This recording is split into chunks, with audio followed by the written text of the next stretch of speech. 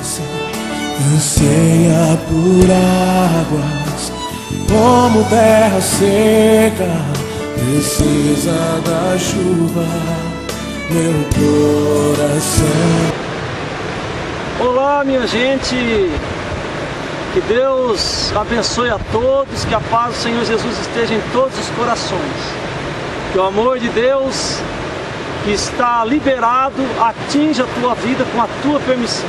Nós estamos aqui mais uma vez trazendo as boas novas de grande alegria, a boa notícia que é o Evangelho que Deus, através de Jesus, revelou a todos os homens, todos aqueles que querem, todos aqueles que permitem. Espero que você esteja abrindo a sua vida para que isso aconteça de uma maneira verdadeira e concreta no teu coração. Então nós estamos aqui num lugar onde existem águas e águas em movimento, águas que correm, e isso nos inspira e nos deixa bastante à vontade para falar de uma mensagem na Bíblia a qual o próprio Deus aprove simbolizar para a nossa vida, que é a água, né? Eu quero, se você tiver disponibilidade de ter uma Bíblia na tua mão, a palavra de Deus, eu te convido a abrir ali no Evangelho de João, no capítulo 7, apenas o verso 38. Se você puder fazer isso, abrir a Bíblia e acompanhar, um versículo somente que diz assim: quem crer em mim, como diz as Escrituras, do seu interior fluirão rios de água viva. E esse versículo bíblico expressa muito bem o desejo que Jesus, que o nosso Deus, tem acerca das pessoas, acerca da humanidade. Porque a água na Bíblia, ela significa vida, ela simboliza o Espírito Santo, simboliza aquilo que traz limpeza, aquilo que purifica, aquilo que também santifica. Então esse simbolismo que Deus ele mostra através das águas para a nossa vida é algo muito importante para a gente compreender. Jesus, ele estava aqui participando de uma festa, nessa ocasião onde nós lemos, chamada como a festa da dedicação, aonde ele estava no meio da multidão participando, fazendo parte de todo aquele momento de festa, e vendo a atitude do povo ali naquele lugar, pessoas que até possuíam a água natural, porque numa ocasião como esta havia os vendedores de água, porque a água naquela época não é igual à nossa época, onde a gente encontra água em qualquer lugar, por causa dos artifícios que nós usamos na modernidade. Aquela época era uma época onde a água era escassa. A região de Israel, onde Jesus estava, ali em Jerusalém, era um lugar rodeado por desertos, então a água era algo assim que era muito disputado.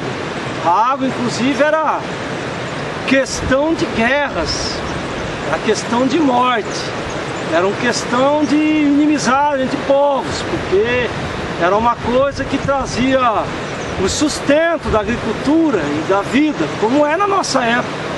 Só que não tinha, como eu falei, os artifícios que temos hoje, encanamento e tudo mais. Mas Jesus, ele vendo o povo naquela sequidão, não tanto a sequidão natural, como haviam também, mas era aquela sequidão espiritual. Pessoas com almas secas, com coração deserto, com o espírito sedento. E Jesus, embora soubesse que ali havia muitos vendedores de água, que vendiam água para as pessoas, água de fontes, água de poços, ou águas que brotavam de fontes de água viva, e a água viva era considerada aquela água que nascia de uma fonte, diretamente de uma fonte, água pura. Jesus, ele se coloca de pé nesse momento, vendo toda aquela multidão, e ele chama a atenção. Assim como os vendedores gritavam: água viva, quem quer água viva? Eu tenho água viva para vender. Jesus, ele se coloca de pé também, e ele diz: todo aquele que tiver sede, venha a mim e beba, que do seu interior fluirão rios de água viva.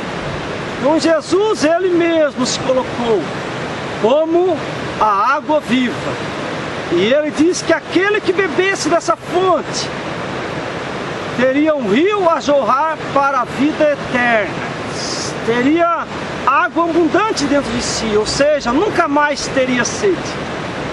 E Jesus falou isso para as pessoas que estavam passando ali na rua.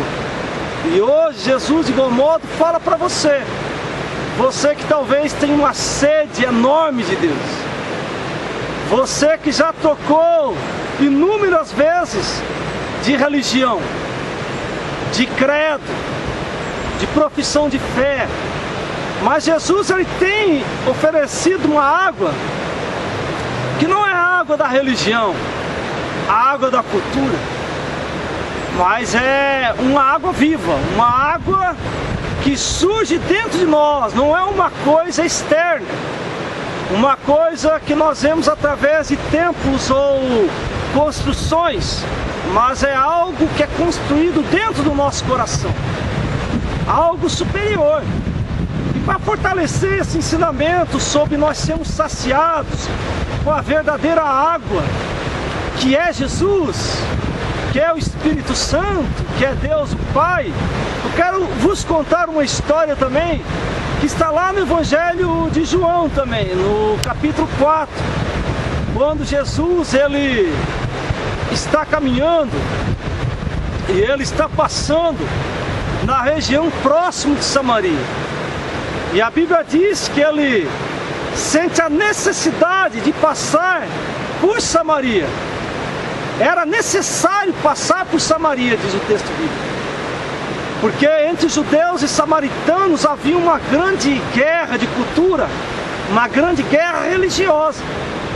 E os judeus, quando eles tinham que ir em direção de Jerusalém, eles pegavam e circuncidavam toda a província da Samaria, por toda aquela região do Jordão, e eles iam em direção do norte, circuncidando toda aquela região da Samaria para chegarem a Jerusalém. E Jesus é diferente. A Bíblia diz que era necessário que ele passasse por Samaria, era o desejo dele passar por Samaria. E eles vão então, seus discípulos vão também juntamente com ele. E quando eles vão para Samaria, a gente observa que Jesus sente fome. E os seus discípulos então vão até a cidade para comprar alimento. E a Bíblia diz que então ele se assenta a um poço que existia ali. E cansado ele fica ali, enquanto seus discípulos se afastam dele e vão até a cidade.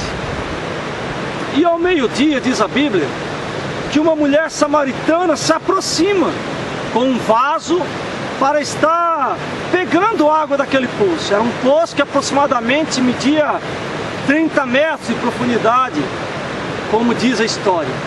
E ela se aproxima para tirar a água, e ela joga aquele vaso para tirar a água daquele poço.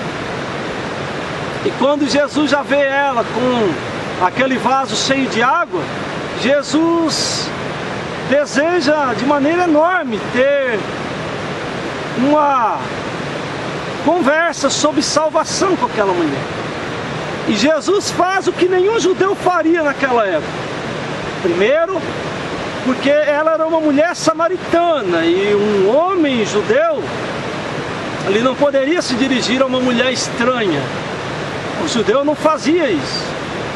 Em segundo lugar, porque um judeu não pregava o Torá, o Pentateuco, aquelas leis antigas, para uma mulher. Um judeu não ensinava. Inclusive rabinos, diz a história, que diziam que era melhor queimar o Torá do que ensiná-lo para uma mulher. Uma mulher era muito discriminada naquela época.